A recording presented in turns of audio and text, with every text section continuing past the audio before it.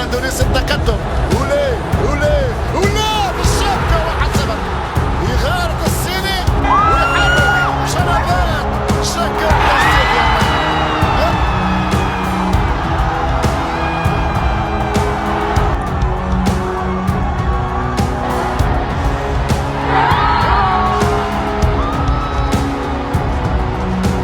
Indonesia have many players abroad in other countries.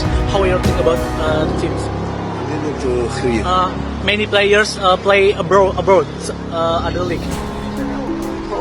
Indonesia, this is something what is big opportunity for the Indonesia team. They have a European experience. Pelatih Cina akui kemenangan timnas Indonesia bukan karena keberuntungan.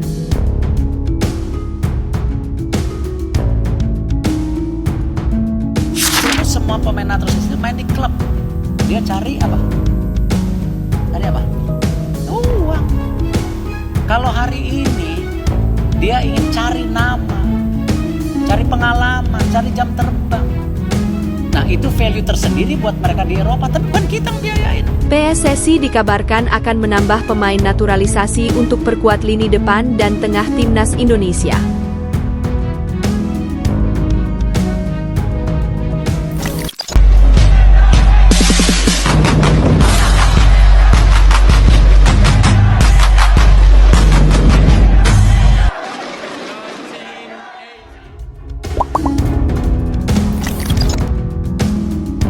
Timnas Indonesia berhasil unggul 1-0 atas Cina di babak pertama berkat gol penalti Ula Romeni di laga grup C kualifikasi Piala Dunia 2026 putaran ketiga di Stadion Utama Gelora Bung Karno, GBK, Kamis 5 Juni malam.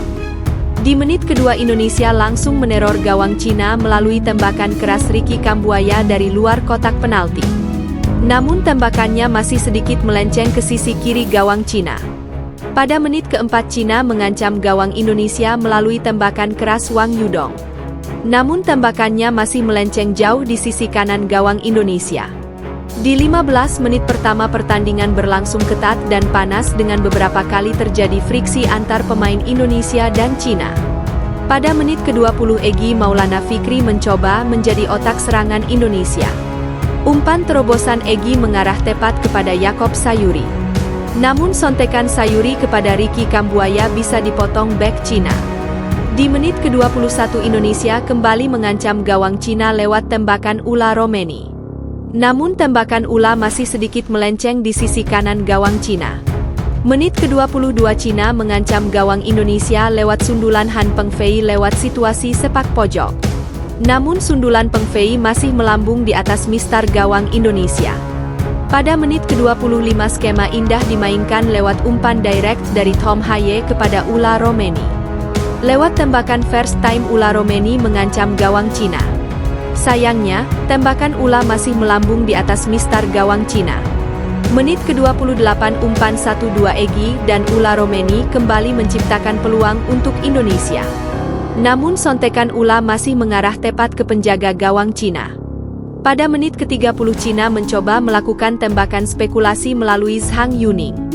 Namun tembakan Zhang masih terlalu lemah dan melenceng di sisi kanan gawang Indonesia. Di menit ke-40 wasit mendapatkan informasi dari VAR usai Ricky Kambuaya dijatuhkan pemain Cina di kotak penalti. Wasit kemudian mengecek VAR dan akhirnya memutuskan penalti untuk Indonesia. Pada menit ke-45 Indonesia berhasil unggul 1-0 lewat gol penalti Ula Romeni. Tembakan Ula Romeni ke arah kanan berhasil mengecoh kiper Cina Yang Zhexiang. Pelatih Cina akui kemenangan timnas Indonesia bukan karena keberuntungan. Pelatih Cina Branko Ivankovic mengakui kecewa dengan hasil tim asuhannya. Tetapi, ia mengakui bahwa kemenangan timnas Indonesia bukan karena keberuntungan. Cina dipaksa harus mengakui keunggulan timnas Indonesia seusai takluk dalam laga ke-9 grup C kualifikasi Piala Dunia 2026 zona Asia di Stadion Utama Gelora Bung Karno, Senayan, Jakarta, Kamis 5 Juni 2025. Kekalahan itu membuat Cina harus bertahan di posisi juru kunci grup C dengan 6 poin.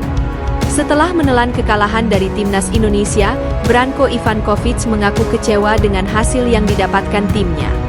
Pelatih berusia 59 tahun tersebut merasa kecewa karena Cina gagal meraih kemenangan. Menurutnya, seharusnya Cina setidaknya bisa menahan imbang timnas Indonesia. Namun, tim asuhannya kalah saat kontra skuad Garuda. Tentu saja ia merasa kecewa dengan hasil ini. "Secara normal kami kecewa, Anda tahu itu," ujar Ivan Kovic kepada awak media seusai kalah dari timnas Indonesia. "Indonesia mencetak gol, itu gol yang bagus yang terjadi akibat kesalahan kami.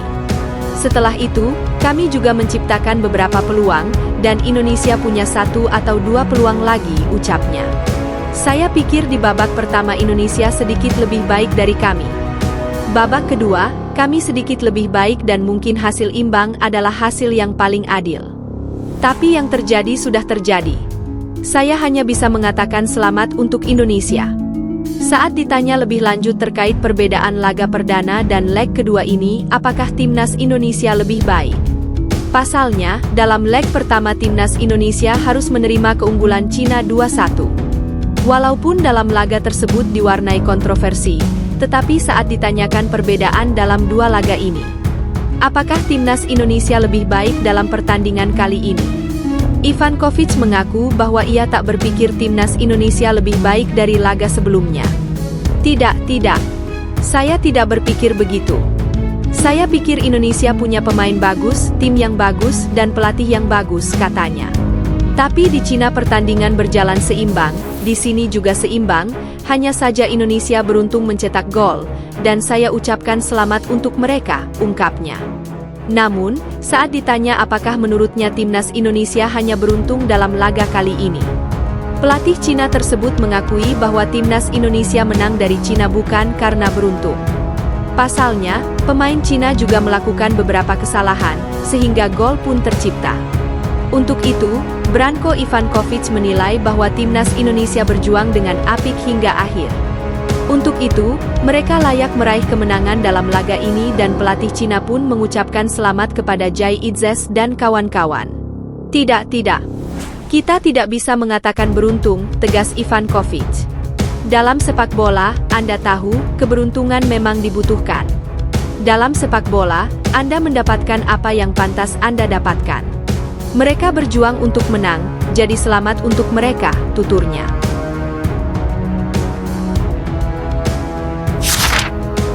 PSSI dikabarkan akan menambah pemain naturalisasi untuk perkuat lini depan dan tengah timnas Indonesia. Ketua Umum Persatuan Sepak Bola Seluruh Indonesia, PSSI, Erick Thohir, mengisyaratkan rencana menambah pemain naturalisasi untuk memperkuat komposisi timnas Indonesia, khususnya di posisi penyerang dan lini tengah. Langkah ini diambil untuk meningkatkan daya saing tim menjelang kompetisi internasional. Dalam pernyataannya di Stadion Madia, Jakarta, pada Senin, 2 Juni 2025, Erick Thohir menegaskan bahwa lini belakang timnas Indonesia saat ini sudah cukup solid. Di posisi bek kanan, bek kiri, dan bek tengah sudah aman, ujarnya, dikutip oleh Poskota dari akun Instagram Transfers. Namun, ia menilai tim masih membutuhkan tambahan 1 hingga 2 pemain di lini tengah serta penguatan di lini depan untuk mencapai keseimbangan skuad yang ideal. Untuk posisi di lini tengah juga sudah oke, mungkin kurang 1 atau 2 pemain lagi, termasuk juga kami perlu menambah lagi kekuatan di lini depan, tambah mantan presiden klub Inter Milan tersebut. Dari sana saya rasa keseimbangannya sudah sangat bagus. Isu penambahan pemain naturalisasi ini memunculkan sejumlah nama yang dikaitkan dengan timnas Indonesia. Di antaranya adalah Laurin Ulrich, 20 tahun, VfB Stuttgart, gelandang serang, Miliano Jonathan, 21 tahun, FC Utrecht, sayap kanan, Mauro Ziljelstra, 20 tahun, FC Volendam, penyerang tengah, dan Adrian Wibowo, 19 tahun, LAV, sayap kanan. Keempat pemain keturunan Indonesia ini memiliki nilai pasar berkisar antara 1,74 miliar rupiah hingga 17,38 miliar rupiah menurut data terbaru.